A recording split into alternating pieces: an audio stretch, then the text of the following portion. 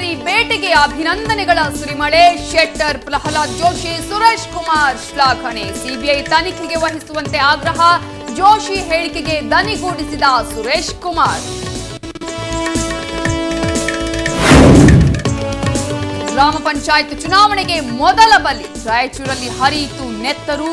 ಅವಿರೋಧ ಆಯ್ಕೆಯಾಗಿದ್ದವನ ಬರ್ಬರ ಹತ್ಯೆ.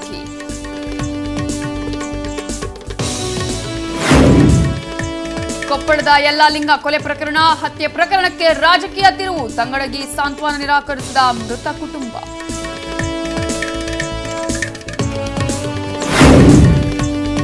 ಶಾಟ್ಪುಟ್ನಲ್ಲಿ ನಾ ಮುಂದು ತಾ ಮುಂದು ಅಂದ್ರು ಸಿದ್ದರಾಮಯ್ಯ. ರೋಷನ್ ಬೇಗ್ ಜಿಂಕೆಯಂತೆ ಓಡಿದ್ರು ಶರಣ್. ರವಿಶಂಕರ್ ಚಿತ್ರೋದ್ಯಮ ಕ್ರೀಡೋತ್ಸವದಲ್ಲಿ ಸಖತ್ ಮನರಂಜನೆ.